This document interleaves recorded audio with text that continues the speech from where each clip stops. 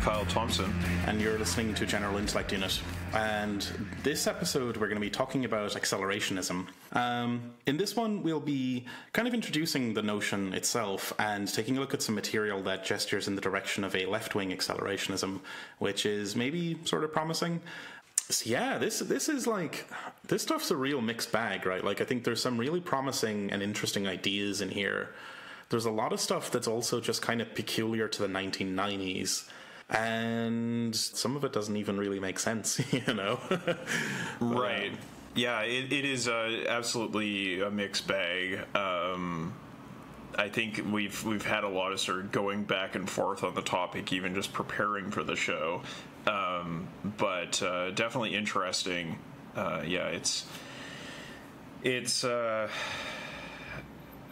an interesting piece of intellectual history, if nothing else, to sort of see where we were at in the 90s and then how the ideas that we were using to think about technology and capitalism evolved over the last, almost 30 years now.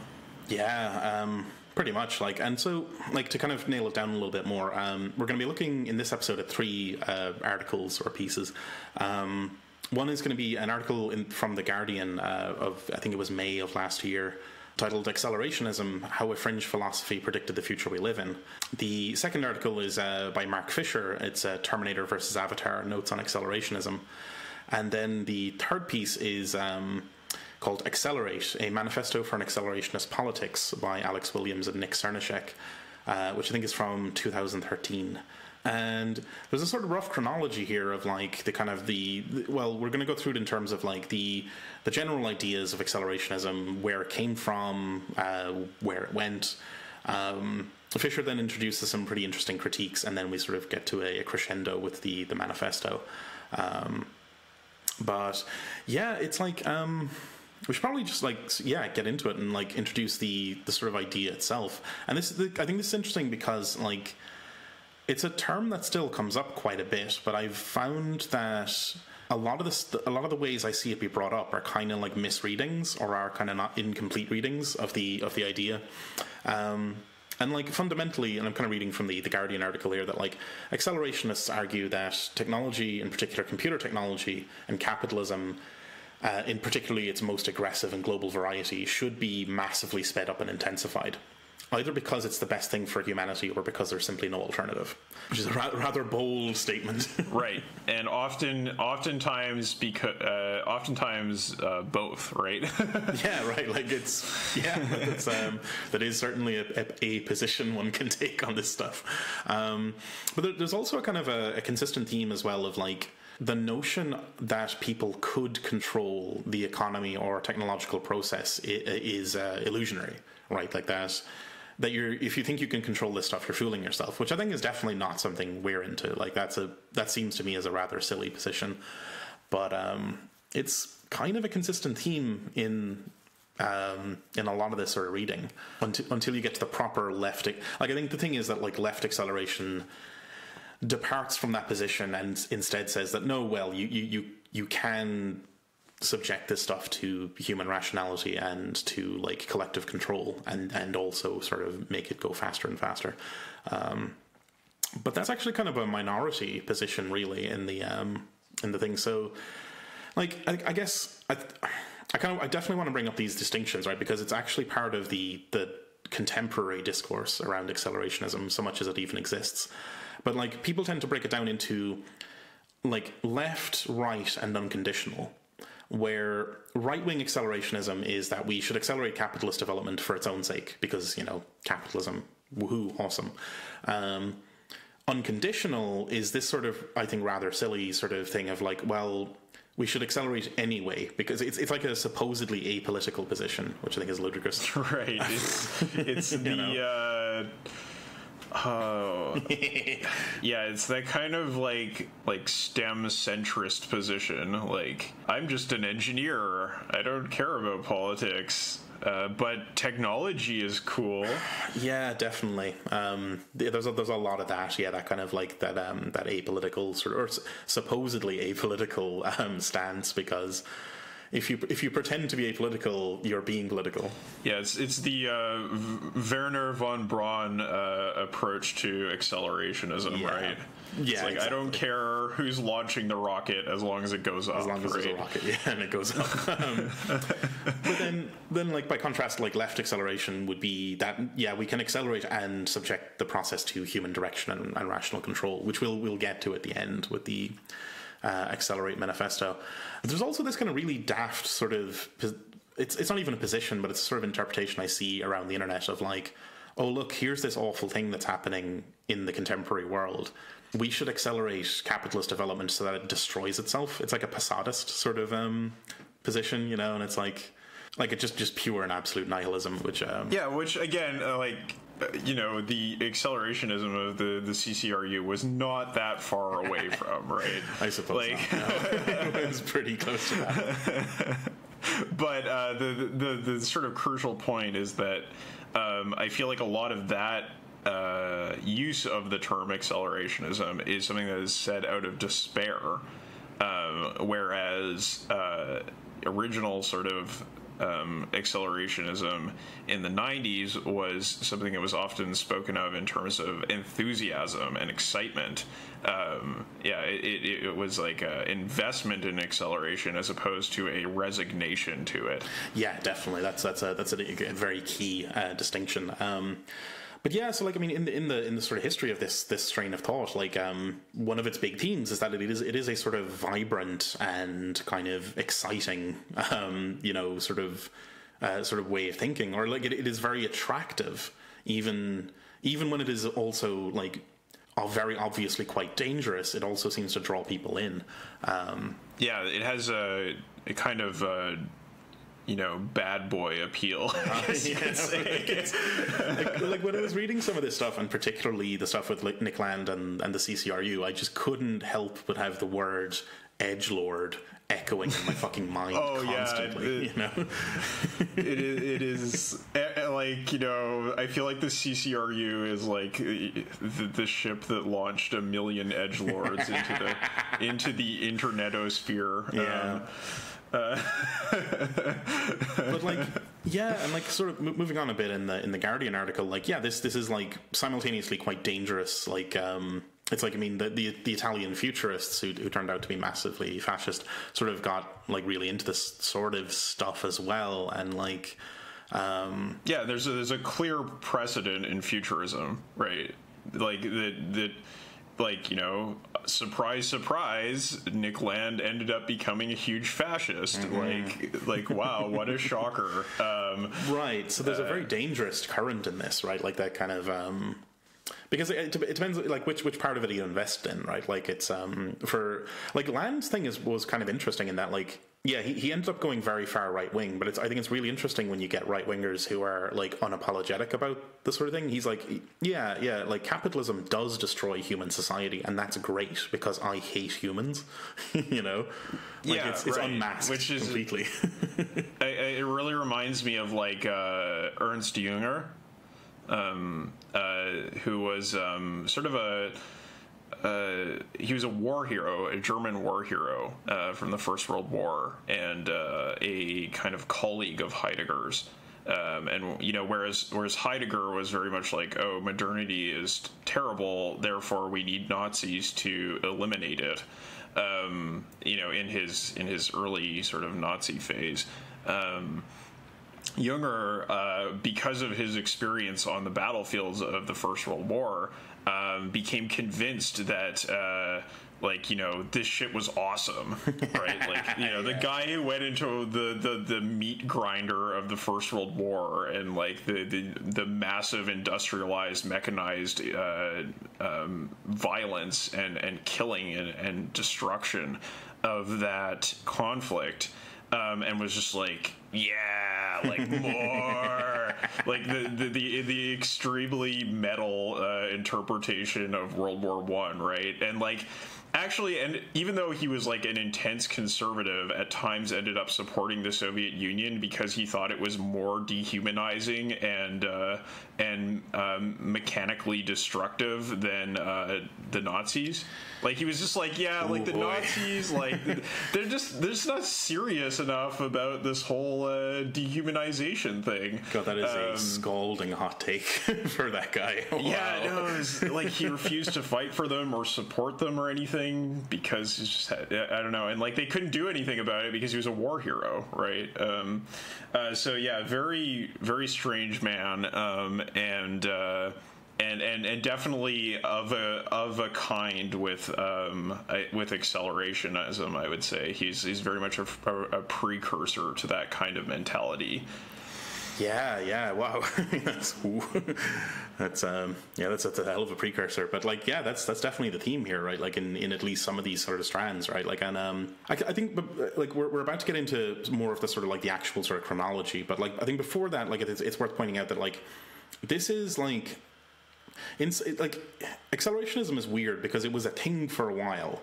And then it sort of went away a little bit. But like, I think its legacy is still lingering on. And in fact, I would go so far as to say that, like, for pretty big chunks of the right wing and a lot of the center, a kind of variant on this accelerationist ideology is just the default way of thinking. It's the word is rarely used, but it's sort of there, right? And especially in Silicon Valley, right? Like, and the kind of the tech feudal kind of nightmare that's kind of emerging. Like, it's basically accelerationist by default, right? Right. Yeah, I feel like that's probably the case, and also it is a little bit difficult to separate accelerationism from neoliberalism, because in a lot of ways, accelerationism in its sort of original form feels like neoliberalism for edgelords. Like yeah. it's a little bit higher brow. It's a little bit more sort of like theoretically informed, and its rhetoric is very different from that of neoliberalism. But the actual content of what it's saying is oftentimes very very similar. So if you see sort of accelerationist ideas being advocated by centrists or by right-wingers, then yeah, maybe it's a little bit of accelerationism, maybe it's a little bit of neoliberalism, maybe it's a little bit of both. It just feels like they are two sort of conceptual families that feed off of each other.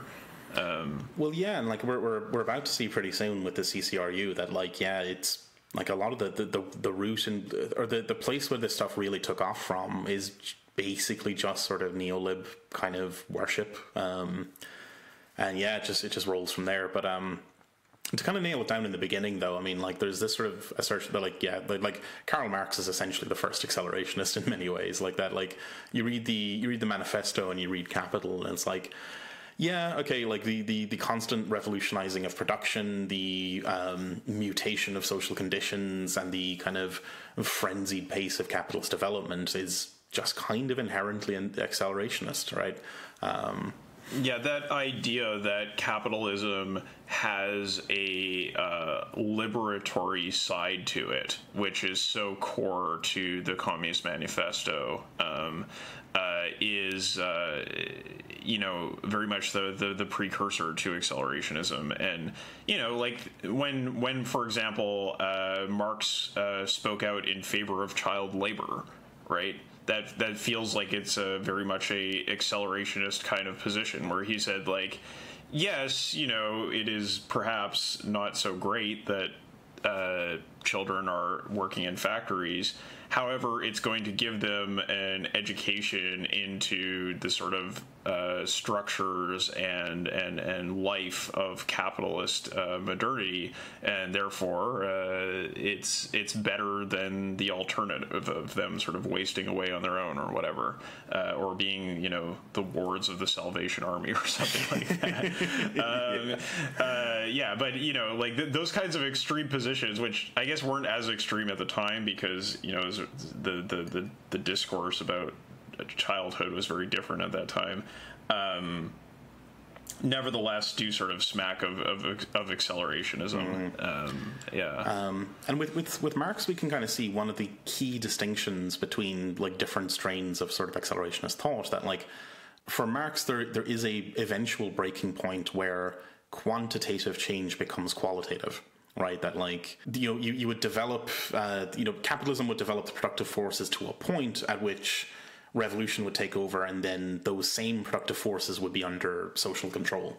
And that, I think that's one of the key differentiators, right, as to whether does a given accelerationist thinker believe in that kind of tipping point where things change, or do they simply believe that it's a ever recursing deeper and deeper hole that you just like plummet into? That's sort of what defines the 90s accelerationists, is that they rejected the notion of communism. They went from they took that sort of creative destruction aspect of capitalism that Marx sort of celebrated in the Manifesto, and then said, no, there is no sort of shift over to communism. It's just going to be this and this forever and evermore and deeper. And in fact, that, again, not an uncommon intellectual position, right? Like Thomas Friedman, that great intellectual titan also took the same position in the 90s, right? Like, this is very common neoliberal stuff, right? But they couch it in this sort of cyberpunk gothic rhetoric of like, basically we're all becoming the Terminator or something, right? Like that kind of talk is everywhere in accelerationism. Yeah, and like they were that sort of 90s crowd were drawing on they were drawing from and amplifying and then like distorting wildly the thought of a couple of thinkers from France in the sort of late 60s and the early 70s. If the ones that are mentioned in the Guardian article specifically are Deleuze and Guattari,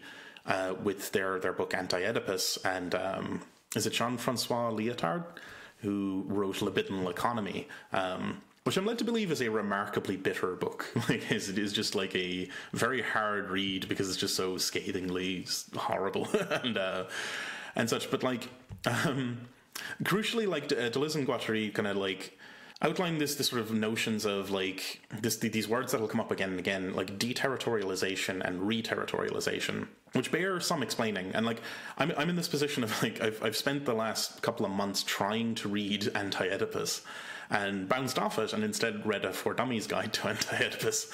So I think I might have some of the ideas down. But the basic notion is that like in a system of like productive connections and investments, deterritorialization is the process of kind of ripping apart those connections and like unleashing or dissolving the kind of productive force and the sort of objects involved, and then reterritorialization is the process of reconnecting things in a new sort of form. So you could think of like lumber mills closing down as deterritorialization, and it frees up objects of investment, it frees up productive power, but then being replaced by steel mills, and the laid off workers go to work in the steel mill, and the productive force is redirected onto a different object as reterritorialization. The territorial bit of this is a bit of a weird one because it's not actually related to anything you would call a territory or a sort of map. It's a much more abstract kind of notion. Although it can be, right? I mean, it could be, for example, the Holy Roman Empire being reorganized into a new state system that was more amenable to capitalist production, right? But it's not like that is the origin of the term, but definitely not the only thing it's referring to. So I think the origin is actually in Lacan, with the development of the infant mind. I think if I'm remembering this correctly, where basically for Lacan, territorialization as the originator is the process where kind of the satisfaction of desires like maps the body into kind of erogenous zones, and like the idea is that specific organs and objects are invested with psychic energy, and you can then draw the parallels with like territory as in like physical territory, and where specific sites and locations are invested with psychic energy or capital, as it were. But this is a very multi-layered metaphor that Deleuze and Guattari kind of talk about. It's so multi-layered that it's actually kind of baffling, and I'm like having a really hard time reading it. But the sort of contribution that they bring is to take that notion of all that is solid melts into air that you find in the Manifesto, and sort of psychologize it. And also not like, okay, that's an incorrect that's an incorrect assertion. I'm sorry. It is to sort of take that notion, import it into psychology, and then use that to explode all disciplinary or organized boundaries of thinking, right?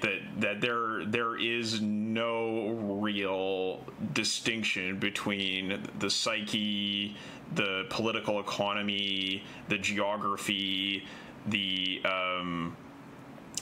like any realm of thought, society, nations, anything.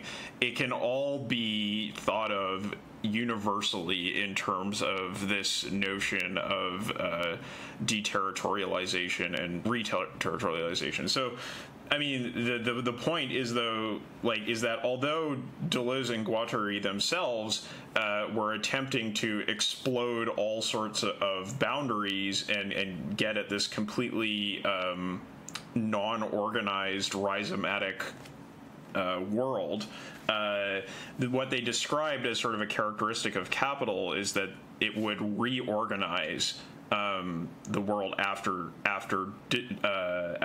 breaking it apart, right? So all that is solid melts into air, but then the air recondenses into something new, right? So getting at that classic French 60s problem of why did the 68 revolution fail so miserably, right? Why weren't we able to go beyond capitalism? Why did capitalism reassert itself? And for Land and his colleagues, the point was that, oh no, there is the reterritorialization you see is just transient. It's just a small step on the way towards an ever more deterritorialized capitalism that will bring a kind of liberation to us that we cannot even recognize as desirable now, but is just sort of inevitable and exciting because it is so radical and destructive. Yeah.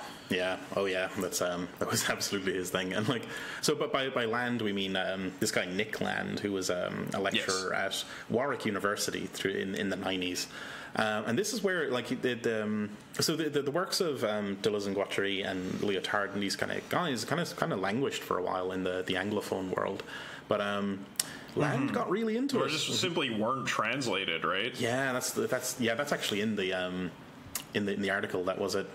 Hamilton Grant was the first to translate libidinal economy or something, but was he at Warwick as well? Anyway, yeah. So, but the point is, Warwick University became this kind of nexus for this sort of thought to kind of flourish, and it basically sort of begins with Land. Really, he sort of really takes this stuff up and just absolutely runs with it as fast as he can.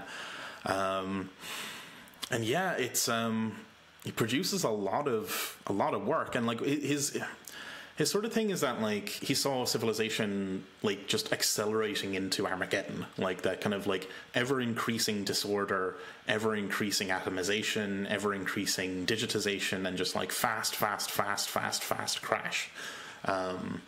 Or maybe not a crash at the end, but just just this blinding velocity that would come after the turn of the millennium. And this has to be, we have to nail this down, right? This is the 1990s, right? We're talking the end, after the end of the Soviet Union, the rise of, the kind of total entrenchment of neoliberalism. There is no alternative. The internet is taking off. Digital technology is exploding everywhere. Everything seems to be going nuts. And it's kind of easy to see how these kinds of thinkers got swept up in that, right? Yeah. Oh, yeah. It is easy to see how, like, all that sort of enthusiasm could fuel their own enthusiasm, right? And it's extremely 90s in the sense that it combines that kind of very sort of like commonplace thinking with this kind of obsession with like edginess or darkness, right? Yeah, that like, you know, it's very, very typical of sort of like the pop culture of the time, the music of the time, the fashion of the time, that like actually nothing very radical is being said in terms of its intellectual content, but it's presented in the form of a kind of outsiderism or radicalism. Yeah, it's way edgy, and like so, like Land kind of founds this sort of pseudo department within Warwick. I don't think it ever really had. It was sort of like a student faculty like collaborative research group. Yeah, but so there's students, and then there's these other sort of people around, like Sadie Plant and Mark Fisher and a few others. We'll be reading a bit of Mark Fisher in a bit, but they found the Cybernetic Culture Research Unit. Yeah, and just worth pointing out here that, like, yes, there is a lineage from cybernetics down to this stuff, for sure. Yeah. Well, like like Deleuze and Guattari's like whole schema for the universe is cybernetic. It's made up of desiring machines and desiring systems that are linked to each other and this sort of thing. Like this is cybernetics bleeds through this, certainly. But yeah, like a lot of the output of the CCRU was kind of this I don't know, kind of shitty, like cyber goth sort of theory fiction, you know, in quotes or whatever. And it's in many ways an entertaining read, but also when you kind of strip away some of the like, oh my god, the wolf vectors are loose in the digital crypts and cyber, you know, when you strip that away, it's kind of fairly banal kind of neolib worship of like, yes, there is truly no alternative to capitalism. We must continue and accelerate its processes, you know. So on the one hand, like quite imaginative work, but also in many ways, like kind of a dearth of imagination as well, you know? Yep, that's right. Very, very taken with its own creativity. People were in fact, very intensely creative. The CCRU basically developed into a kind of cult, and Land was sort of the high prophet. But it, as a group, published under like a collective identity rather than having individual authors. So it was, even though it was intensely anti-communitarian, it was also very collectivist, right? Like, you know, they were the Borg, right? Yeah, but it's very reminiscent of what we saw in All Watched Over episode 1 with the collective gathering around Ayn Rand, right?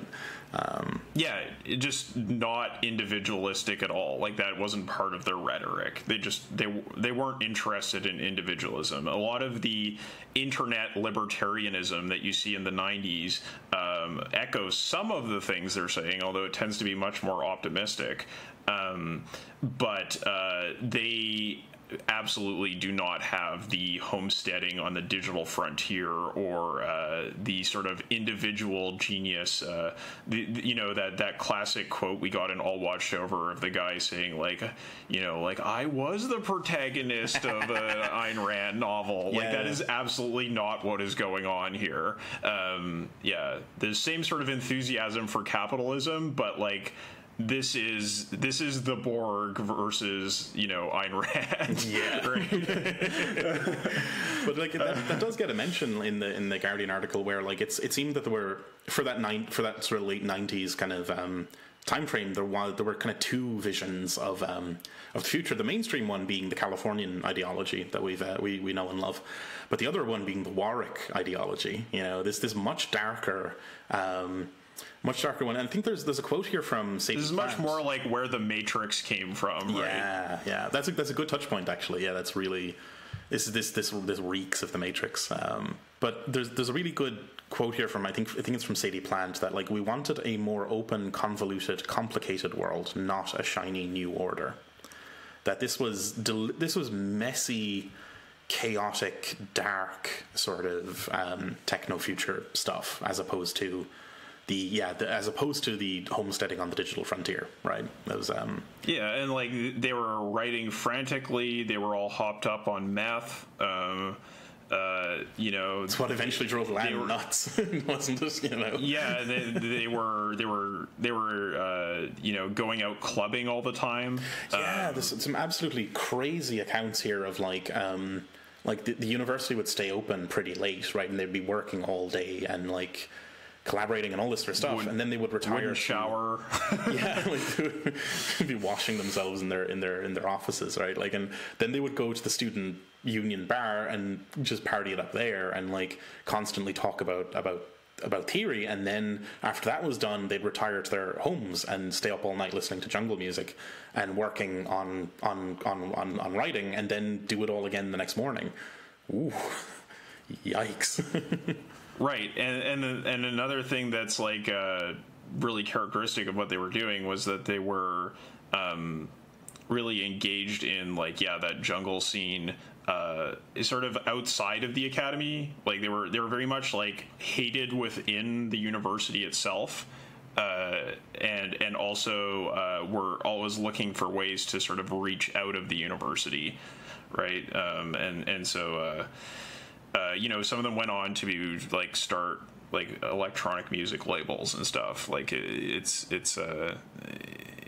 was very much like the cybernetics we were talking about in the cybernetic brain is a thing that was not at home in the academy at all. Yeah, definitely. Like this is real outsider sort of stuff. Yeah, and it's just like, God, I imagine living that life. Like, wow. I don't think I would. I'm far too delicate for that kind of thing. It's yeah, I just remember like when I was in Europe in the early 2000s, there was this one girl who's working at a hostel I was staying at in Italy. I think it was in Rome.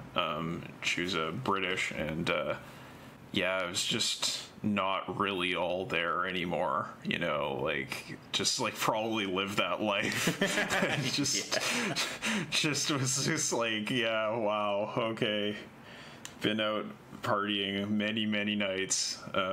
Yeah, so like, I mean, Land eventually sort of lost his mind and kind of like resigned from the uni and this sort of stuff, and I think he now lives in China somewhere. Like he's sort of retired out there, and he writes like travel brochures or something kind of nuts.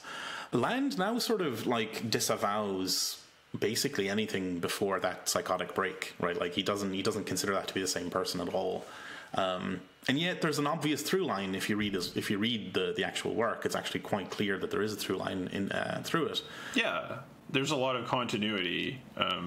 It's just that like he like many neoliberals, he moved from worshiping capitalism to worshiping Chinese state socialism because it was more accelerated, right? Like, it looks like our capitalism is in a little bit of trouble here in the 2000s. The crisis and everything, we can't really do X, Y, and Z. But you look at the Chinese, like look at the amazing things they're doing. The state is great, right? Like, because before they were incredibly anti-statist, and then boom, the state is more accelerated than like state capitalism is more accelerated than free market capitalism. Okay, let's get on the state capitalism bandwagon, right? Just like the neoliberals. And then went on to become this sort of dark Enlightenment thinker, neo-feudal thinker, which also follows a lot of sort of Silicon Valley people. Yeah, it's I think we maybe at some point in the future might want to look a bit further into that sort of stuff. I think we do have an article queued up about that. Do we not? Might want to put that one on a bit further up the queue. But Land got, he's the originator of this dark Enlightenment stuff. This kind of, wouldn't be the originator of this kind of neo-feudal notion entirely, but like is definitely one of the people to put pen to paper and to inspire a lot of people to get on board. So it's still somebody that's sort of relevant, right? Like he's kind of it's like he's the kind of person who he's not great at actually thinking beyond the confines of the world we are living in. He's not great at thinking beyond the moment, but he's really good at having like getting the pulse of the moment, right?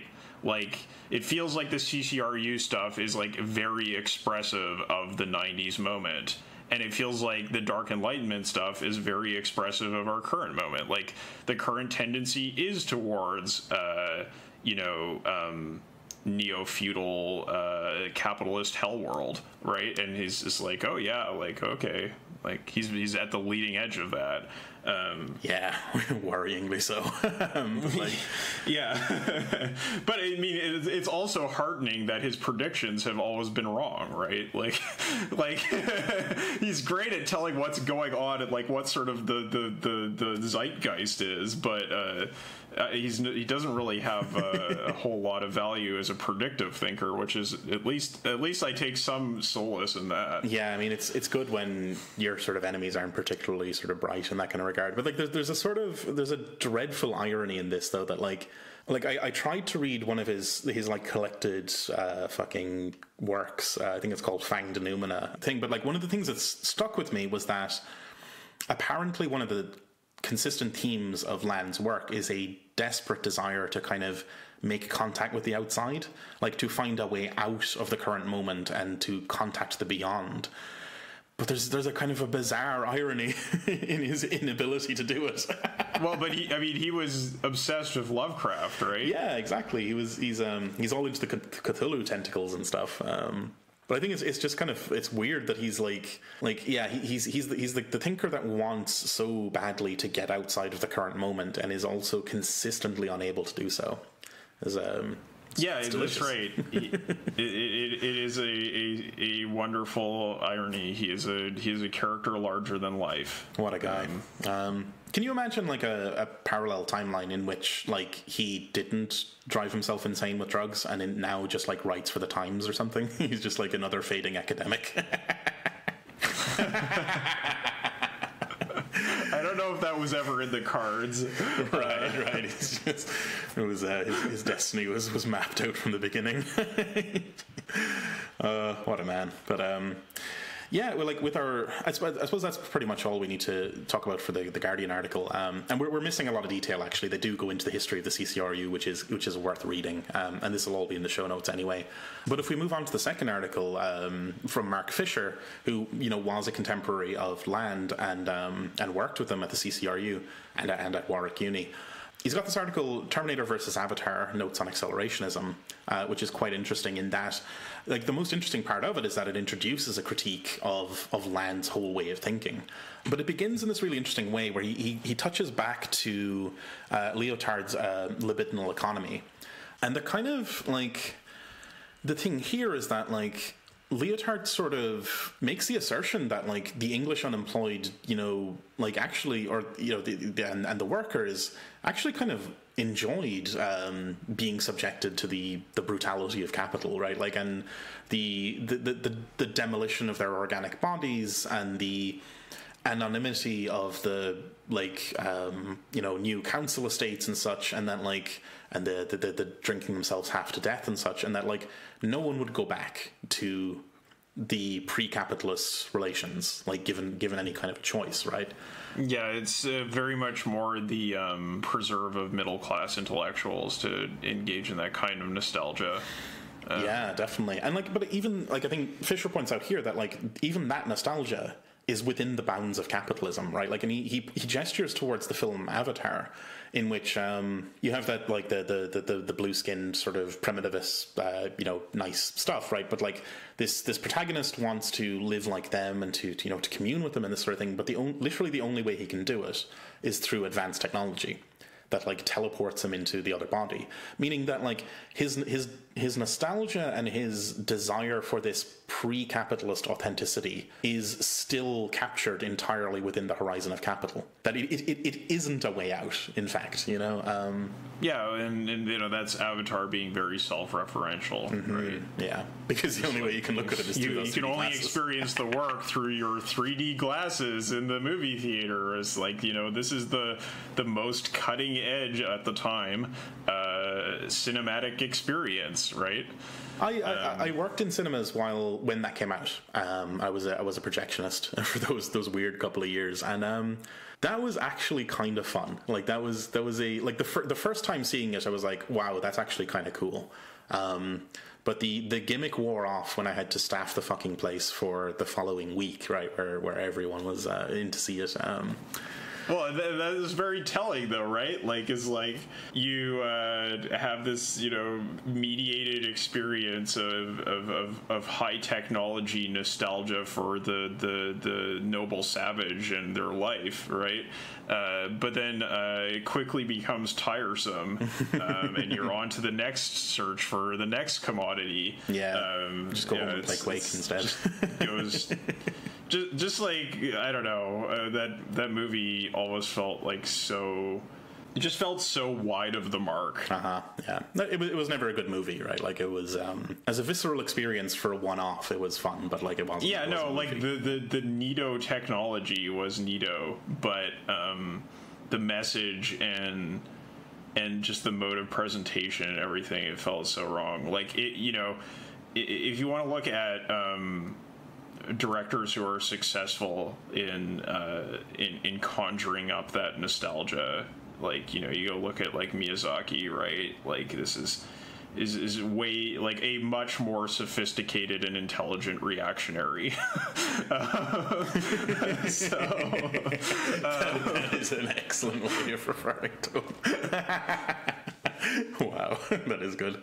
I've just had a brainwave, actually. Like, speaking of deterritorialization and reterritorialization, I was a cinema projectionist, and we did all the 35mm analog film stuff, and that was cool.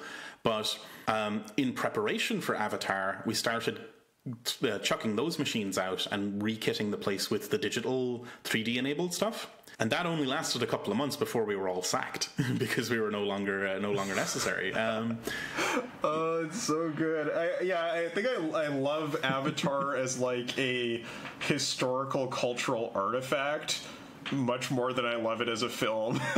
Because that kind of story is just so amazing that, like, yeah, it's like, yeah, like, I'm gonna make this movie, it's just gonna be like this, like, you know, spirited critique of the soulless destruction of our lives by capitalism and technology. And then, like, you go and see what the actual effects are on people in the world, and you get these stories like Avatar was the leading edge of me being thrown out of work by a machine. It's like, wow, incredible. Yeah, incredible. It's, and you know what? Like, I'm going to play into Fisher's point here. I wouldn't go back because, right? So he's got three claims here, right? Like, the first claim being that everyone is innately an accelerationist.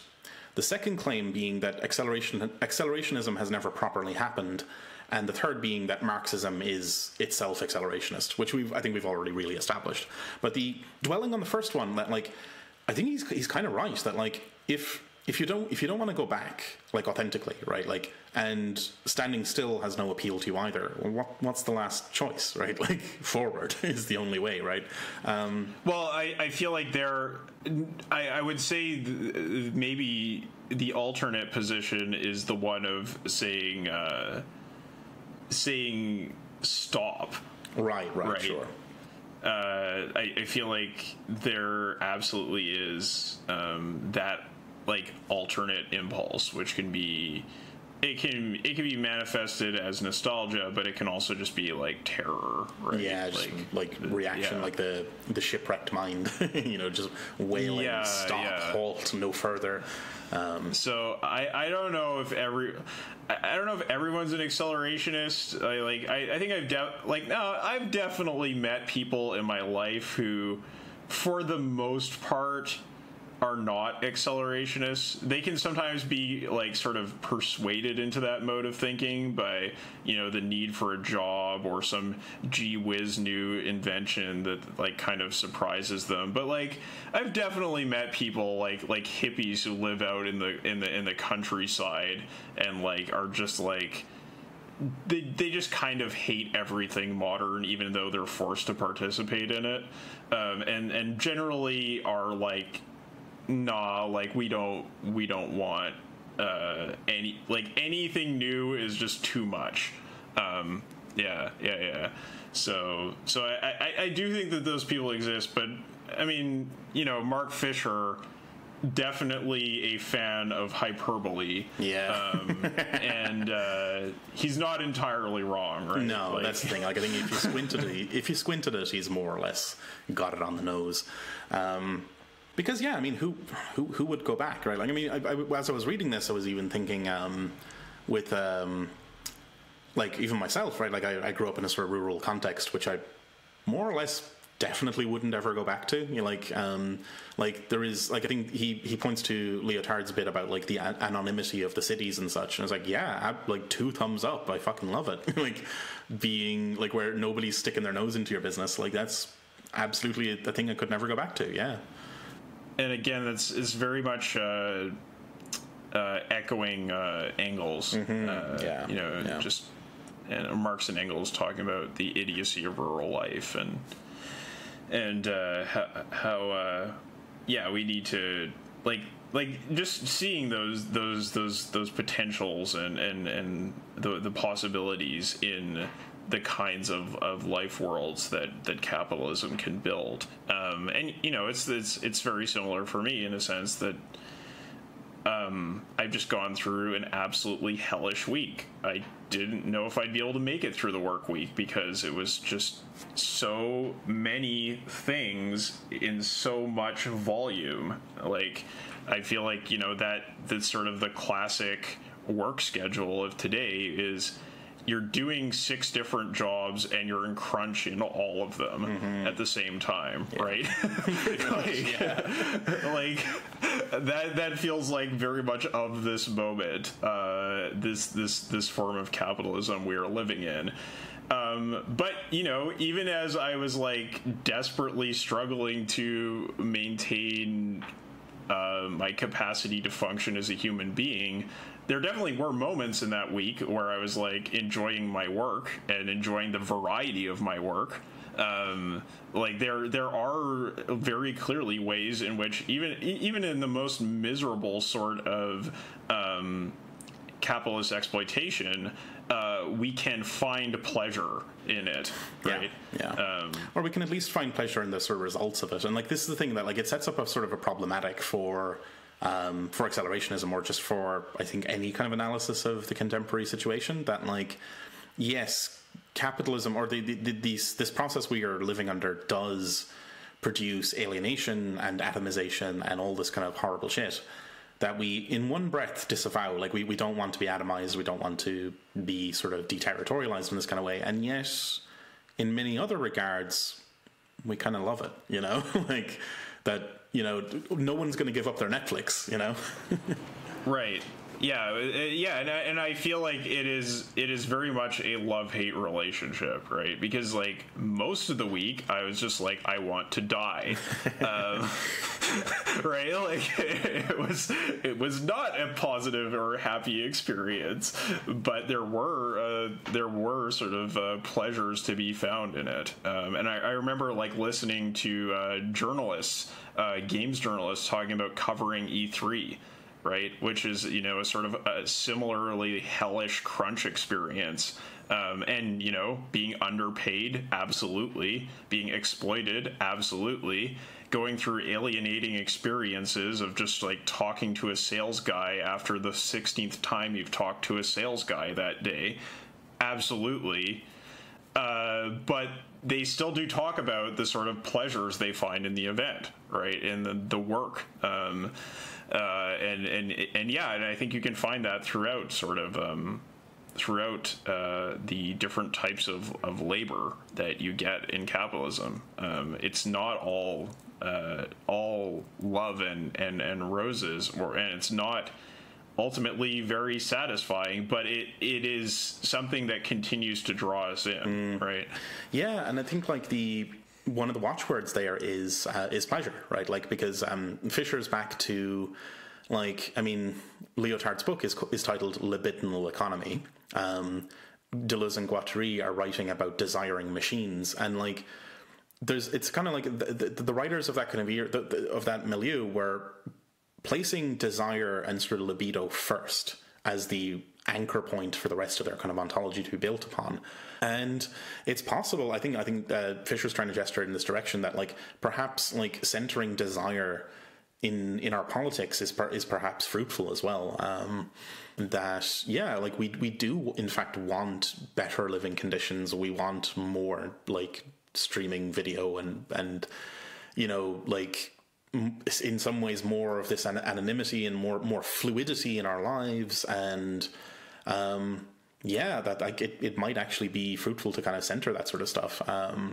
But he then sort of like he then transitions into talking about land and how land was sort of gesturing in this direction as well, and that there's a really interesting bit about like how land was provocative and wrote in this very provocative sort of way, and a lot of that was a reaction to the sort of mid-90s stultifying atmosphere of like academic Marxism that he found himself embedded in, you know, which again is that sort of thing. Yeah, this all this stuff does emerge from a particular time and place, and a particular set of conditions. And like I think if you were, I could definitely see if you know put yourself in Nick Land's shoes, like being a sort of creative, energetic thinker, stuck in a rain-drenched kind of hellhole in the middle of England, in a university that's on the edge of town, in a sort of really depressing, brutalist sort of set of architectural mistakes, and also being surrounded by what you perceive to be our kind of like just very stodgy sort of careerist academics. I could see going all in on this kind of exciting and libidinal form of philosophy. Yeah. That makes sense. The context does definitely support that. And, you know, Warwick was set up kind of as a place where, new thinking or out there thinking would be attracted to. And so it makes sense that it drew people like Land and the rest of the CCRU. Mm-hmm. That's it's a real sort of you know, that those sort of just accidents of history where a bunch of people end up in the same place at the same time and all happen to align in that kind of way. Like there's a real magic to that. But like then Fisher kind of gets into like actually tearing down quite a bit of Land's philosophy, and he kind of like starts by like kind of restating the sort of things we've been on about, that like, but putting it in very concrete terms, that like Land's philosophy is this inversion of like historical materialism where capital is the prime agent of history, and it's wearing humanity like a skin, and that eventually, if it reaches in high enough intensity, it'll just slough off the flesh, like it'll just melt away, like the Terminator, right? And I think that, like, Land spent quite a bit of time watching 90s films, but like the Terminator, the flesh would melt away, and you'd just be left looking at this gleaming metallic skull with this red eye in the center of it, just like staring at you.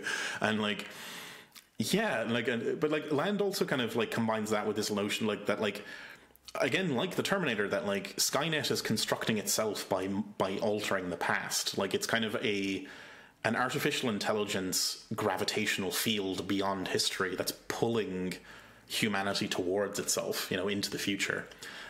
It's very sci-fi. Like the whole way Land thinks is in these kind of sci-fi metaphors, which it's energetic, right? Like, and it's easy to get fired up while you're reading it and kind of get carried away, right? Yeah, I mean, he was very deep into a lot of those touchstones, like the Terminator, Blade Runner, Cyberpunk, right, Neuromancer, all that stuff, and also, of course, the goth stuff of the time, right, the Lovecraft and I think there's almost like the chance that the members of the CCRU were not playing Vampire the Masquerade is probably about zero. Yeah, exactly. Like the chances that they were not LARPing is probably about zero. Like 90s pop culture just like suffuses all of this so much. Yeah. It really does. Like it is everywhere in it. But sort of like the big objection here is that like Fisher thinks that Land gets this pretty wrong in a very fundamental way, because what Land is thinking of is a sort of linear vector that has this ratcheting effect, and you can only ever go forward on it, and it never changes direction and it never slides back. But he's omitting the reterritorialization cycle entirely. Like Land is doing this thing where he's fixating on one half of Deleuze and Guattari's equation and just completely forgetting the other part. And so, like, Land predicted that after, like, around the transition of the millennium, there was just be this explosion into this like techno-futuristic AI sort of hellscape. But what actually happened instead was Apple computers and their shiny, happy, like humanistic face, and the new sincerity, and that like the actual dynamic is more like a loop or a vortex more so than it is a linear accelerative vector. So like Land's schema is just wrong right from the start, basically. Yeah, that's a very sort of on point observation by Fisher there, that like, yeah, actually, when we look back on the 90s and all of its edginess, we sort of look back with, like, tired disgust. But, that is very characteristic of a 30-year cycle in capitalism, right? Like, there will be, within, the next 5 years, people will probably look back on that stuff with a kind of semi-ironic amusement and pleasure, and then they'll just start imitating it whole cloth, because that is the sort of Ouroboros of consumer culture that we live in, right?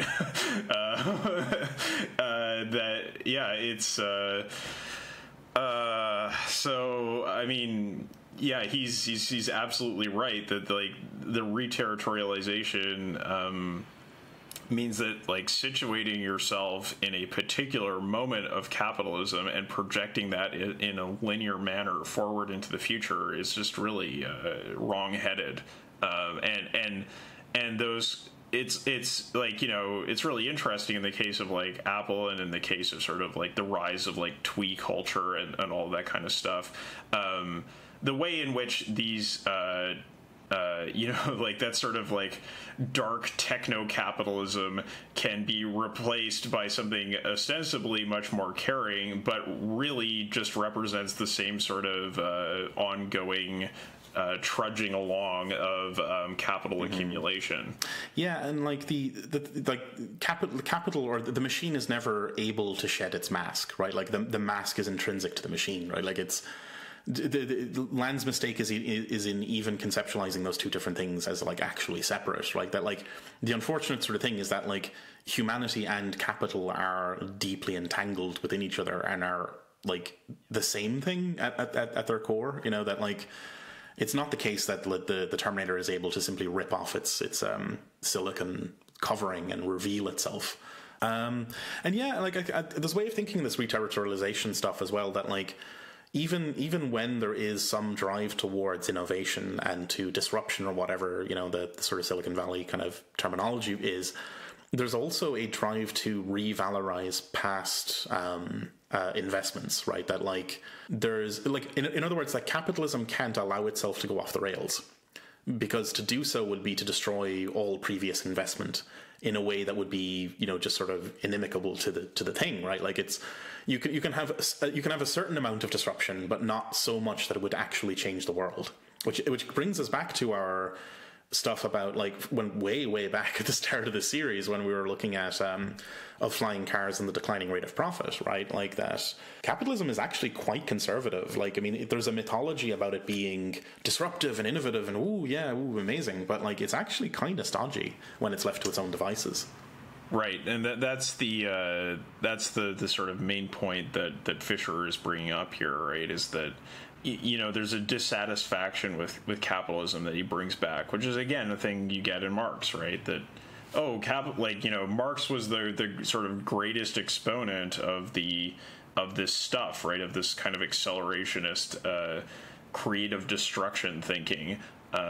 Before that, there had been some thinkers who had sort of talked about there have been plenty of thinkers who had talked about the wonders of the free market and stuff like that. But this notion of creative destruction as a positive thing was very much a Marxist thing, right?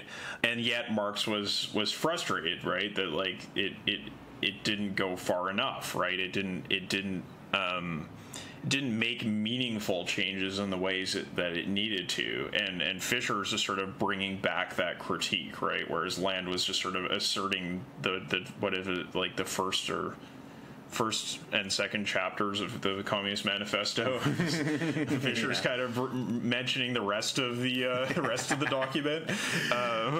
Pretty much, like. Yeah, and this gestures in the direction of the next piece that we're going to read. It's a manifesto, really, by Nick Srnicek and Alex Williams, I believe. I'm going to double check that, actually, because I've been known to get this wrong. Alex Williams and Nick Srnicek. In May of 2013, it's called A Manifesto for an Accelerationist Politics. And this basically picks up the baton, right? Like the call for, well, you know, if you are into acceleration and development, that, like, maybe capitalism is actually a straitjacket more so than it is a vector for that. I found this to be quite interesting, right? Like, it's an invigorating read, which I suppose it has that sort of electric energy that a lot of accelerationist stuff does have. But also, like, I mean, I think it does a decent job of diagnosing a lot of the problems we face now and suggesting some directions where we could go to sort of to alleviate those problems. But also, like, I think it falls short in some ways, but, like, there are ways in which that I think are related to our previous discussions about cybernetics and about cybernetic ontology. Right. Yes. It's very similar to the flying cars and declining rate of profit article we saw from Graeber. Right. They're saying many of the same things. And again, I feel that in some ways it's hardly even accelerationist, but we'll kind of get into what is going on here. So, like, we're going to kind of go through it more or less top to bottom, but, like, we're not going to touch on everything. It's a manifesto consisting of 24 points or paragraphs, essentially. The link is in the show notes. I would recommend certainly reading it, but we'll touch on the bits that we find are the most important. And one of them is, like, in the introduction, just like the opening point that, like, at the beginning of the second decade of the 21st century, global civilization faces a new breed of cataclysm. These coming apocalypses ridicule the norms and organizational structures of the politics which were forged in the birth of the nation-state, the rise of capitalism, and a 20th century of unprecedented wars. And they go on to kind of outline this is, like, you know, climate issues, resource depletion, the threat of just, like, mass starvation and migration, economic collapse, just, like, new possibilities for conflict, and just, you know, and also continuing ever-recurring financial crises. As well as automation. Piled on top of that, automation. Like, this is all... it feels like every 3 or 4 episodes we end up listing off the same list of things that are becoming an issue. But yeah, these guys are on it. Like, this is... But also, like, simultaneous to this, like, crisis and decline is a, like, stagnation of politics, right? Like, the political imaginary is...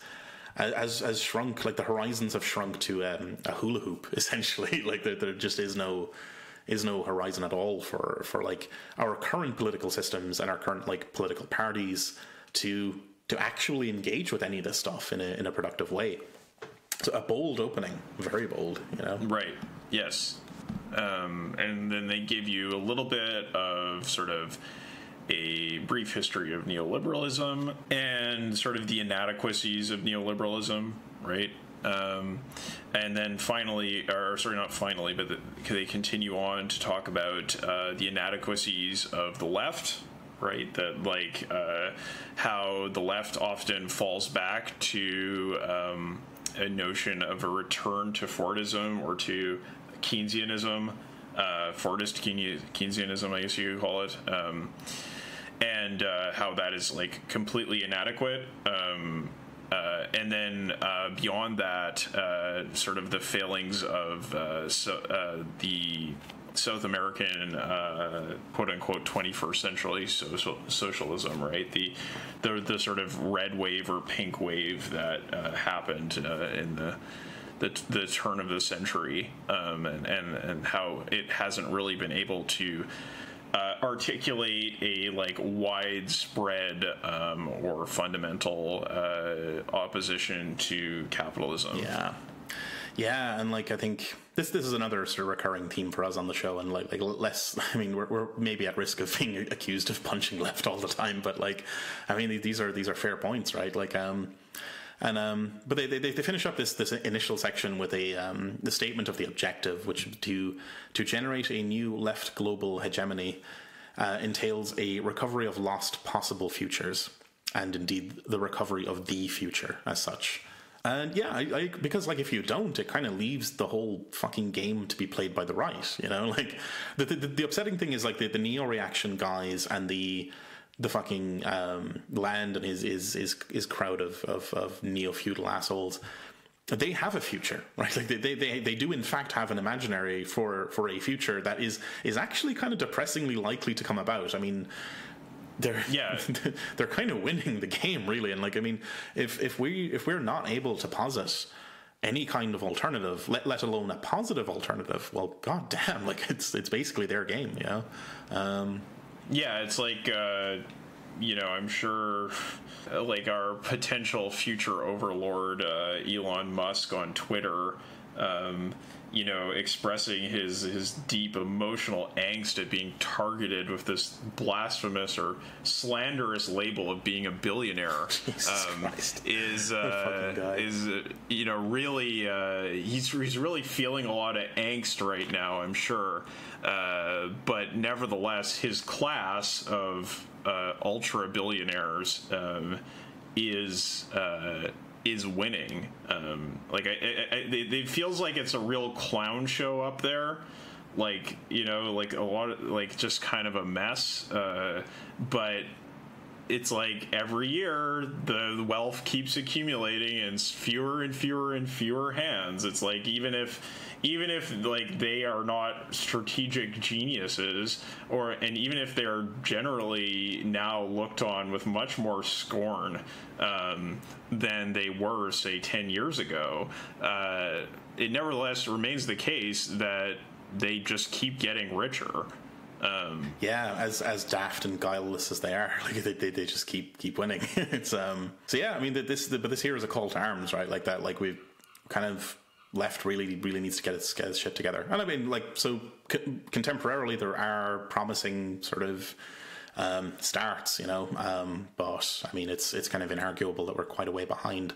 But yeah, anyway, so this is a very bold opening and a kind of a call to arms.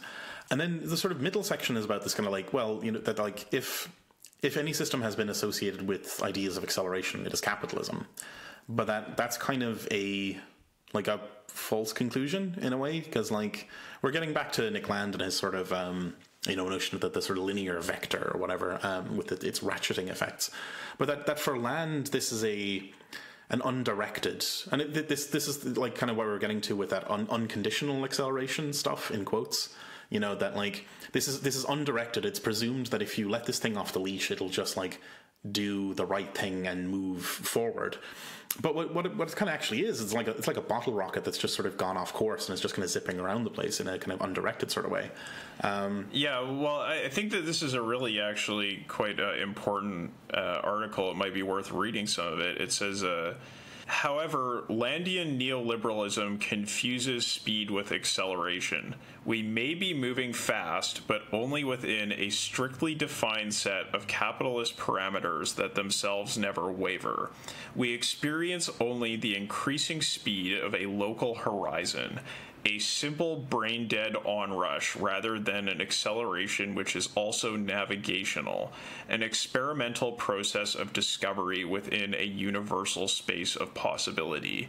It is the latter mode of acceleration which we hold as essential. Yep. That is good. I quite like that. Yeah, it's one of their better points. That is quite excellent. Yeah, navigational is a really good sort of term to use to nail that down, right? Yeah, and it gets back to cybernetics, right? Yeah, it does, like steering, right? Steersmanship. Kubernetes. Yeah, so like this is like just definitely distancing itself, like rejecting the notion of just like blind speed and the brain dead onrush, and instead saying for yes, speed, but navigational speed, and speed that is done in this cybernetic way where the controller and the system under control are navigating a space of possibilities and emerging and all this sort of nice stuff that we covered in the previous couple of episodes with the cybernetic brain, which is a recommendation definitely if you're just starting with us now on this episode, right?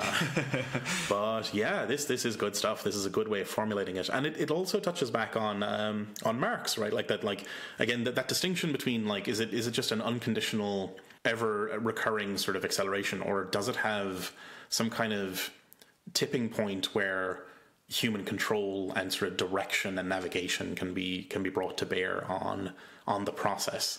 And the argument here is that the latter is actually vastly more powerful than the former. That we can, if you take this throbbing engine and subject it to human direction and direct it to purposes that are actually in line with what human beings want, that is more powerful than simply letting the throttle loose and seeing where the thing goes.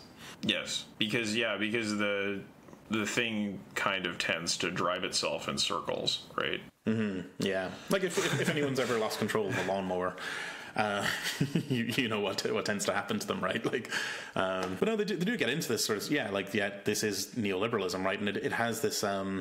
We start to get in the direction of some of the stuff again we spoke about with the cybernetic brain, that like neoliberal capitalism presents itself as the one and only image of modernity, but it's actually quite a dark image. And like the kind of one of the points they're trying to get to here is that we can take control of modernity or even sort of augment it to or no, I think that's the bit I'm reading in from the cybernetic stuff, that like perhaps the mixture of modern and non-modern ontologies that Andrew Pickering was so into in that book is a maybe an essential component of this thing of like taking control of technical development and subjecting it to actual human desires. Yeah, and they do get into that a little bit towards the end of the manifesto. But in the centerpiece, it's more about sort of talking about the problems of neoliberalism, right? So, they talk about Deleuze and Guattari, and complain about problems like progress becomes constrained within a framework of surplus value, a reserve army of labor, and free-floating capital. Modernity is reduced to statistical measures of economic growth, and social innovation becomes encrusted with kitsch remainders from our communal past. Thatcherite Reaganite deregulation sits comfortably alongside Victorian back-to-basics family and religious values. Yeah, and I feel like that's certainly it's certainly a part of capitalism, right? Like we get our moment of sort of a flourishing and proliferation of exploratory gender thinking and identities that we are experiencing now, but we also get Trumpism, right? Yeah. Like that's also part of capitalism. These are these are the sort of antithetical aspects of the moment we live in and the dilemmas that it presents. To sort of just continue on though, because like I think that a lot of this section continues along the same lines. It's sort of talking about like, well, like here are the Marxist credentials of accelerationism and so on. They end up with, as Marx was aware, capitalism cannot be identified as the agent of true acceleration. Similarly, the assessment of left politics as antithetical to techno-social acceleration is also, at least in part, a severe misrepresentation. Indeed, if the political left is to have a future, it must be one in which it maximally embraces this suppressed accelerationist tendency. So I feel like it's kind of going against that idea of, again, reviving the welfare state, reviving Keynesianism and Fordism, and that sort of Polanyi style critique of capitalism, right? That we need to protect social structures against the onslaught of capitalist destruction, right? Like that kind of leftism is very prevalent. It's very popular, but I mean, it's like I feel like a lot of the support for Sanders is of that sort, right?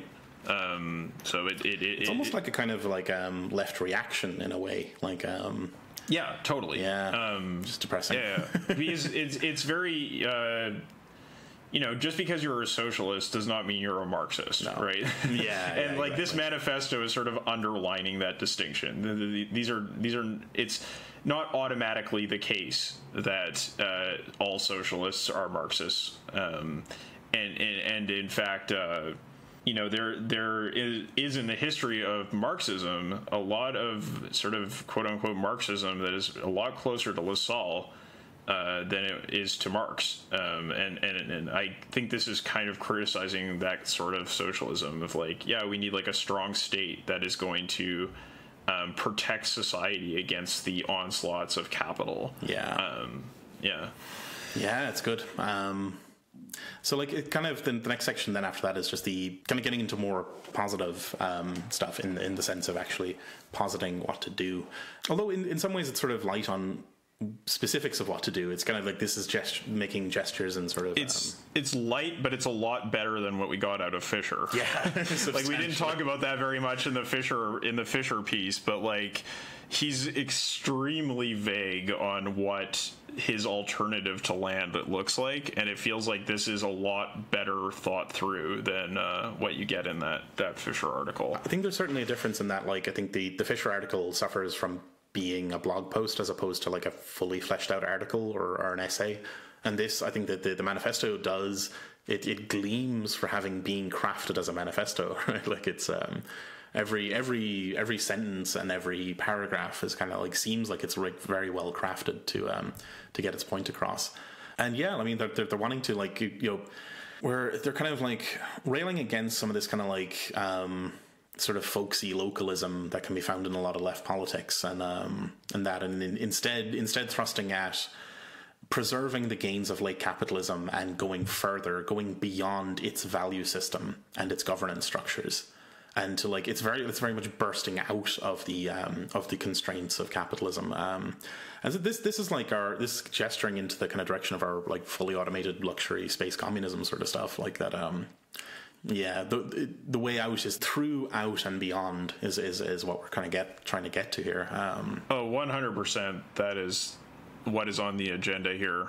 Yeah, and like you get these paragraphs like sort of piling on the vitriol. Like we do not want to return to Fordism. There can be no return to Fordism. The capitalist golden era was premised on the production paradigm of the orderly factory environment, where male workers received security and a basic standard of living in return for a lifetime of stultifying boredom and social repression.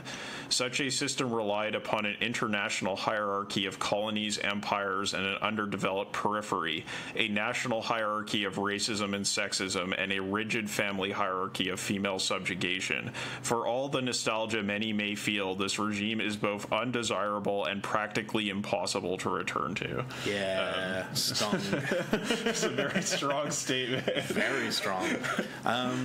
This is damning for any, like, almost any kind of, like, neo-Fordist or whatever sort of thing. Like, a lot of the fucking left are going to have to grapple with this and this critique, right? Because, like, we sort of discussed it in the green room, but, like, that desire to return to the 50s or whatever, essentially, to return to Fordism is incompatible with a, like, actually liberated society, particularly from the sort of gender and racial sort of angles. Like, those are irreconcilable.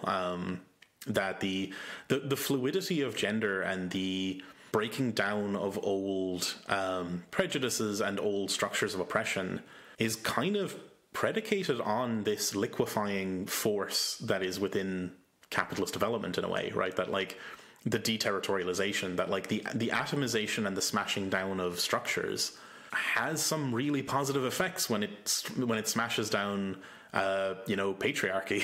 Like, but that's the thing that a lot of people will really struggle to grapple with, right? That, like, and I feel like this is just sort of a hypothesis. I'm not really so sure about it, but one thing that's sort of characteristic of living here in Japan and looking out at the rest of the world is that even though Japan is very much a country that is sort of ruled by conservatives, and the welfare state is really, it's better than in the United States, but it's certainly not among the best in the world, and it has a lot of gaps where it relies on the family to provide for individuals instead of relying on the state.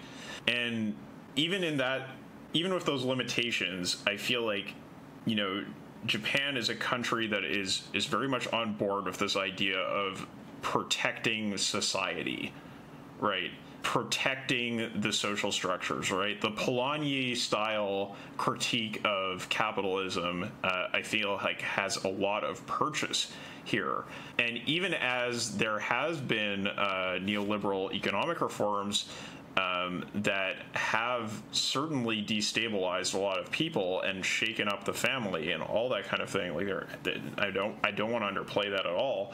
I feel like there is a certain degree of protection of established social structures in a way that has made it so that, for example, like, although gender politics has become a sort of talking point and people bring it up, it isn't something that is discussed with the sort of feverish intensity that you find in the West. Like, people are like, oh yeah, like, they'll have a conversation about it, but, like, it is not like, I mean, I'm sure this is just because of the Twitter echo chamber I'm in to some extent, but, like, the amount of passion and intensity with which people are talking about these things is really incredible right now, and I feel like it must be partially a result of the very different social arrangements that you find elsewhere, because it's not just the case that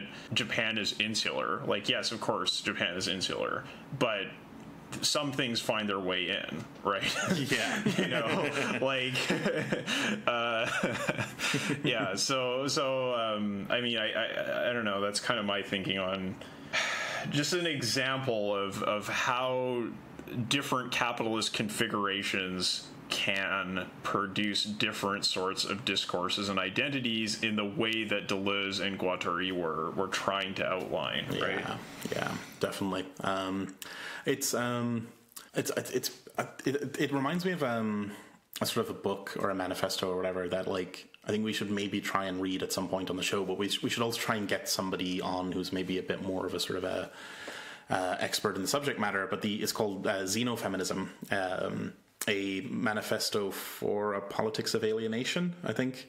And it takes this really interesting angle of, like, it's essentially like a kind of a hyper accelerationist, like, transfeminist sort of work. And it kind of actually goes all in on alienation as a sort of a good thing in a way, that the thing that enables people to come out as trans today is effectively alienation in a way, that the smashing down and liquefying of previous orders and previous sort of societal investments is a prerequisite for this kind of societal fluidity that we're starting to enjoy. Right, and I'm writing an article on Nancy Fraser at the moment, and she has a really good way of thinking about this, so maybe that's something we'll look at as well. But yeah, this is a really interesting topic and something I'd like to investigate some more. Yes, so against Fordism for all of those reasons. But carrying on with the manifesto, they do sort of get into some positive points, right? So much like Graeber, they have a statement, given the enslavement of technoscience to capitalist objectives, especially since the late 1970s, we surely do not yet know what a modern techno-social body can do. Who amongst us fully recognizes what untapped potentials await in the technology which has already been developed? Our wager is that the true transformative potentials of much of our technological and scientific research remain unexploited, filled with presently redundant features or pre-adaptations, that following a shift beyond the short-sighted capitalist socius can become decisive. So again, it's very much that flying cars thing we talked about. Yeah, I think it's a mistake that a lot of people make, the kind of the thing that any future society or revolution or whatever can't include any of the components that are familiar to us today because they're intrinsically sort of trapped within socialism or within capitalism. But no, we don't yet know what purposes these things could be turned towards. We're seeing a facet of technology and a way it can be used, but it's not determined. It's not fully determined by those circumstances. We're talking about creating a whole different set of circumstances. That can reveal things in a new light. Yeah. So they're against the notion of technological determinism in the kind of in both the utopian sense and also in the pessimistic sort of sense of the thing that the primitivists do, where it's if we have any technology around, we're doomed to repeat capitalism, that sort of thing. They're against that completely. Yeah, and they go on to say, whereas the techno-utopians argue for acceleration on the basis that it will automatically overcome social conflict, our position is that technology should be accelerated precisely because it is needed in order to win social conflicts. So thinking strategically about technological development as a anti-capitalist strategy, that I think is quite a evocative turn of phrase there, and could be worth thinking about, especially as an antidote to Silicon Valley thinking, which seems to be what they're criticizing there. Oh yeah, definitely. The techno-utopian bit, yeah, definitely. They're kind of because what they're getting at there, I think, is that the Valley crowd believe that accelerated technology will simply neuter social conflict, and that's how it'll be overcome.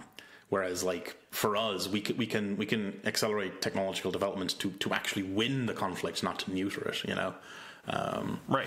Yeah, good stuff. Yes. All in. Two thumbs up. And they go on to talk about planning. Mm-hmm. The use of modeling and cybernetic planning and AI and stuff like that to help plan things out, which is very reminiscent of what we were seeing in Red Plenty and Project Cybersyn. Yes, they explicitly point to the Soviet experiments that we saw in Red Plenty and Project Cybersyn as sort of what do they call them? Emblematic. Yes. So I mean, again, probably why we covered them on the show, because they seem to be examples of technical artifacts that speak to people, speak to our imaginations. And then, yeah, using the sort of modeling tools that have been developed under capitalism as part of that planning, right? That we don't obviously we don't want to just sort of deploy a bunch of teletype machines across the country and use planning on the basis of that. It was clever at the time, but certainly not necessary today. Yeah, and the left must develop socio-technical hegemony, both in the sphere of ideas and in the sphere of material platforms. Platforms are the infrastructure of global society. They establish the basic parameters of what is possible, both behaviorally and ideologically. In this sense, they embody the material transcendental of society. They are what makes possible particular sets of actions, relationships, and powers. While much of the current global platform is biased towards capitalist social relations, this is not an inevitable necessity. These material platforms of production, finance, logistics, and consumption can and will be pre-programmed and reformatted towards post-capitalist ends. So just sort of talking about platform capitalism, right? And what does platform socialism look like? Nationalize Amazon. Yeah, right, exactly. Yeah. Or, you know, at least socialize it somehow. It's been a while since we touched on that, right? Like that, like I think that was way back even in the For Future sort of episode where we were sort of talking about like, well, yeah, socialize Amazon, or like what does Uber look like if it's actually controlled by the municipality and the city itself, you know? And like it's the same technology to more or less the same ends, but with radically different sort of outcomes in terms of how the technology interfaces with its society, and it's doable. It's not that the technology is tainted by the original sin of having been developed by under the sort of conditions of capitalism, right? Like that's crazy. That's like a miasma theory of socio-technical development. That like if a given invention is invented by a capitalist or whatever, or is invented in a capitalist firm, then it's tainted forever and we can never use it to revolutionary ends. That's fucking ridiculous, right? Like it's right, of course. Yeah, I mean, you just end up with primitivism in that case, right? That is bizarrely common though, like as an argument amongst leftists. Yeah. So I don't know, like, and the next thing is basically just like a big, you know, call out against anarchists and autonomists. We do not believe that direct action is sufficient to achieve any of this. The habitual tactics of marching, holding signs, and establishing temporary autonomous zones risk becoming comforting substitutes for effective success. At least we have done something, is the rallying cry of those who privilege self-esteem rather than effective action. The only criterion of a good tactic is whether it enables significant success or not. We must be done with fetishizing particular modes of action. Politics must be treated as a set of dynamic systems riven with conflict, adaptations, and counter-adaptations, and strategic arms races. This means that each individual type of political action becomes blunted and ineffective over time as the other sides adapt. No given mode of political action is historically inviolable. And in that case, they're probably calling out trots for their newspapers. I would guess. That's my guess right there. Indeed, over time, there is an increasing need to discard familiar tactics as the forces and entities they are marshaled against learn to defend and counterattack them effectively.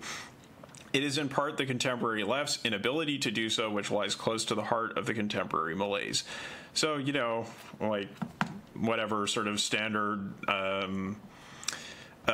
circular firing squad stuff going on there. But they go deeper though, right? Like there's more to it. Where like they're also calling out. They do. Like I like this like section 14 where they're calling out that like democracy cannot be defined simply by its means, not via voting, discussion, or general assemblies. Real democracy must be defined by its goal: collective self-mastery. They're really laying the cards on the table there, right? That like, yeah, all the fucking kayfabe and the fucking LARPing with the newspapers and stuff, it isn't actually getting at the core of what we genuinely want, which is the goal of collective self-mastery. Like, I think it's really powerful to restate that as being, the actual thing we desire, rather than the sort of going through the motions of a lot of the trappings of horizontalist and sort of collective structures. Yeah, and this is, I feel like they're really like sort of reiterating some of the points that Jody Dean makes, right? They wrap up this talk about vertical versus horizontal organization by saying the command of the plan must be married to the improvised order of the network. So we want some kind of organizational form that is neither completely horizontal nor completely vertical. That somehow manages to reconcile these organizational problems. And it says, we do not present any particular organization as the ideal means to embody these vectors. What is needed, what has always been needed, is an ecology of organizations, a pluralism of forces resonating and feeding back on their comparative strengths. Sectarianism is the death knell of the left as much as centralization is, and in this regard, we continue to welcome experimentation with different tactics, even those we disagree with. So it's the compliment sandwich, right? We're gonna call y'all out, and then we're gonna throw you a bone. Okay. All right. This is good stuff. And then so they have some concrete goals beyond that.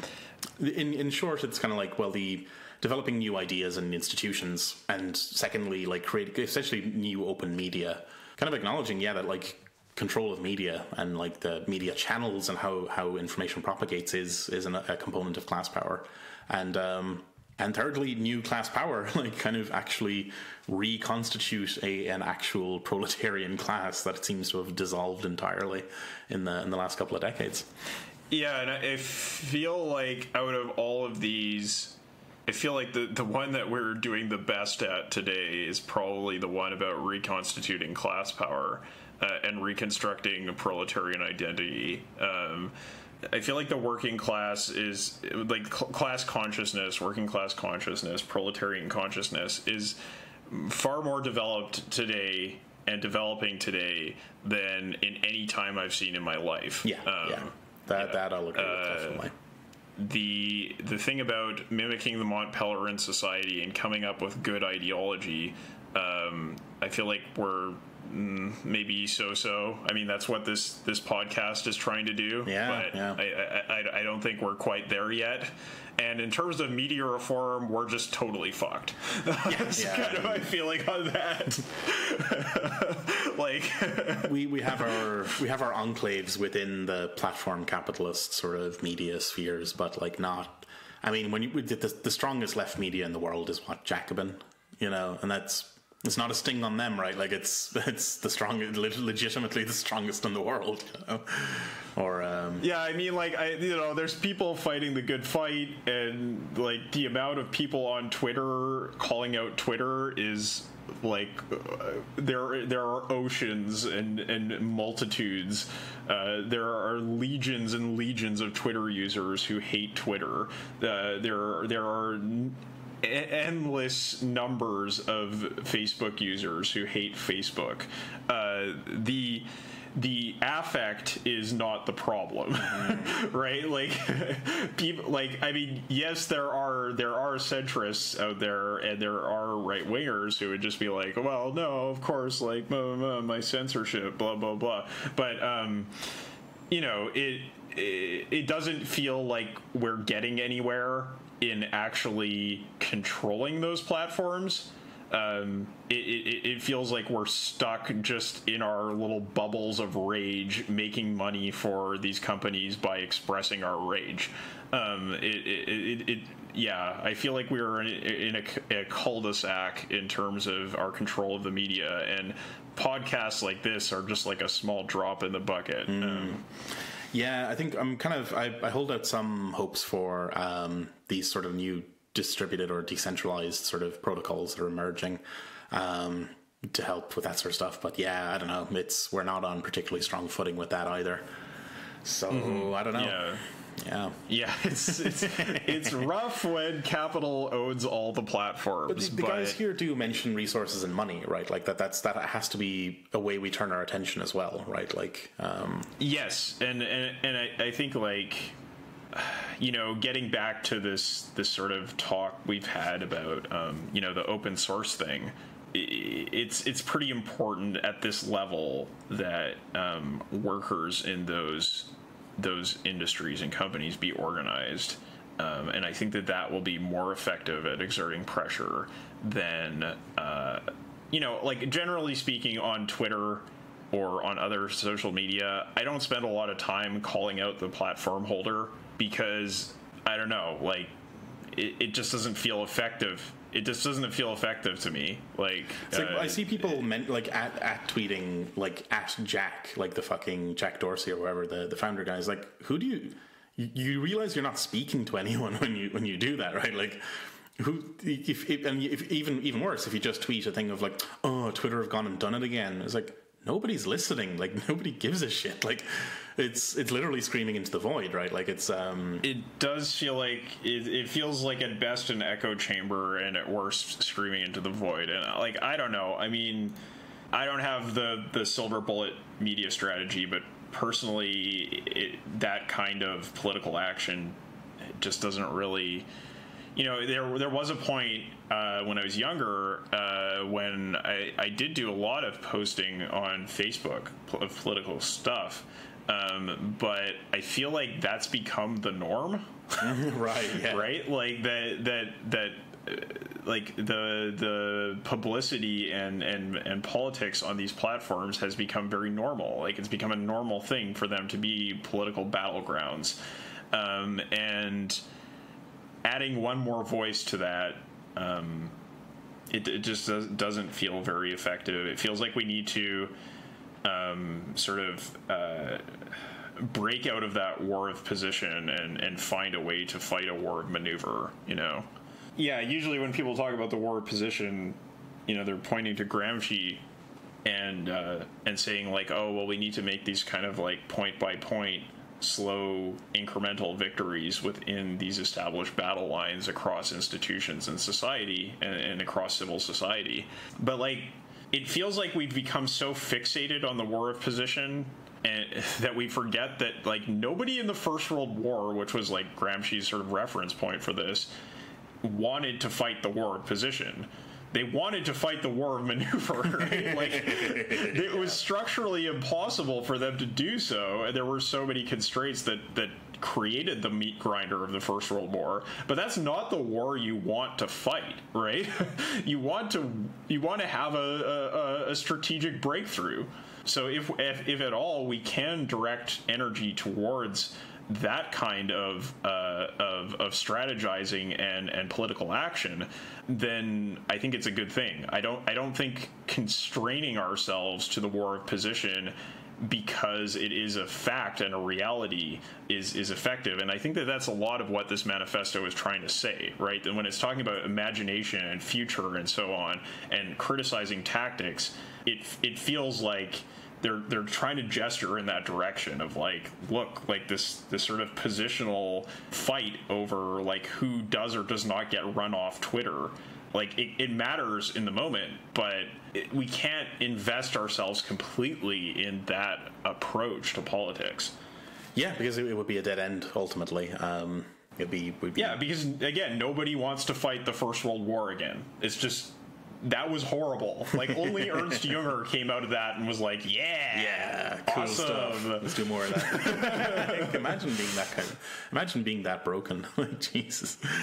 Wow. Yeah, it's something else. Yeah. We've got basically like we've got two sort of main big sort of good points before the 6 pages of this thing runs out. But yeah, we've got this, like, point 21 is quite nice, where it's like, we declare that only a Promethean politics of maximal mastery over society and its environment is capable of either dealing with global problems or achieving victory over capital. But this is a thing where they start to get into, I think they get maybe a bit tripped over their words, because they're using the term mastery here. but I don't think they actually mean mastery in the kind of classically modern sense. I think that if these two authors had read The Cybernetic Brain before writing this manifesto, they might have worded this quite a bit differently, because I sort of read this as the spirit of it is definitely in the direction of the non-modern or the sort of augmented modern ontology of steerage, you know? Yeah, and yes, and the end of this paragraph definitely points in that direction, right? Where instead we propose that the problems besetting our planet and our species oblige us to refurbish mastery in a newly complex guise. Whilst we cannot predict the precise results of our actions, we can determine probabilistically likely ranges of outcomes. What must be coupled to such complex systems analysis is a new form of action, improvisatory and capable of executing a design through a practice which works with the contingencies it discovers only in the course of its acting, in a politics of geosocial artistry and cunning rationality, a form of abductive experimentation that seeks the best means to act in a complex world. Which doesn't sound like Promethean mastery, right? No, it sounds like cybernetic adaptation. Yeah. Like, this is the thing, and like, but even right at the end, we have this, like, they make reference to an alternative modernity that neoliberalism is inherently unable to generate, which is like so much Pickering, right? Like, this is like, I think this, I think a very fruitful avenue of investigation might be to combine this with the cybernetic brain, or just like with cybernetics, like that analysis, and see where it goes. Like, what happens if you weld these two things together? Right. Yeah. And I think that's kind of what we've been gesturing towards with this podcast, as a sort of general approach. I thought this was a great read, and these three pieces in general were a great read, and like all kind of came together very well. Like, there's a nice through line here from the origins of accelerationism through to various critiques, and this sort of like very promising sort of variant of left accelerationism, which has some issues, right? Like, I think there's, or well, maybe it's less that it has issues, but more that there are ways in which this could be augmented that would be quite a bit better. Yeah, and I feel like that sort of discussion we just had about this idea of mastery and so on is. It does kind of point to this question of whether this politics is even accelerationist. Right? Yeah. Like, yeah.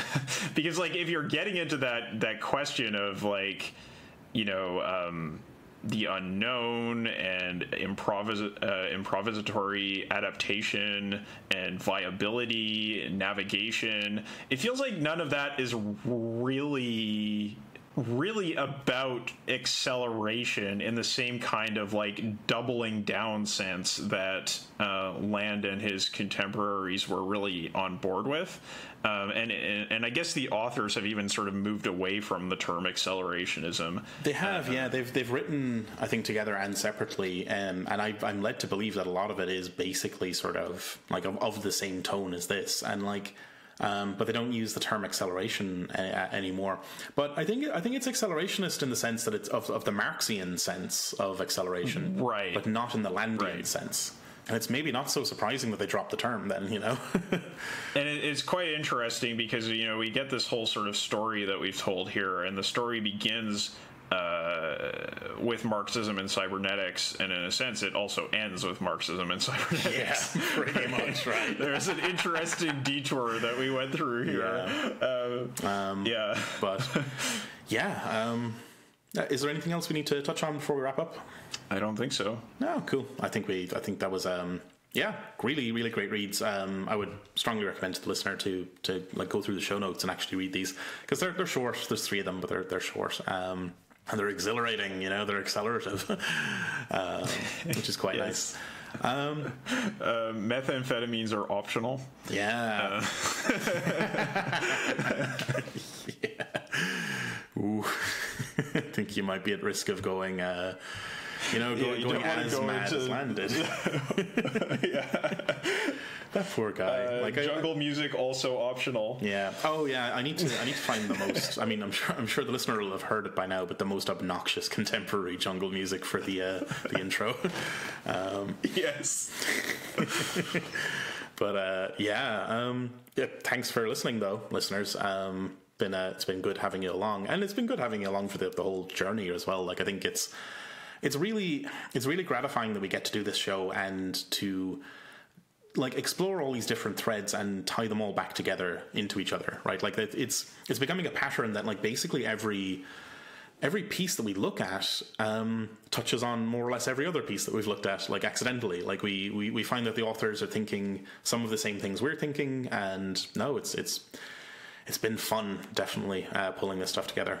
Yeah, I was saying to a friend that it feels like we've constructed something of a survey course here, and it's sort of retroactively has provided its own kind of syllabus and justification. So that's kind of nice and gratifying to see. It's a good way of thinking about it, yeah.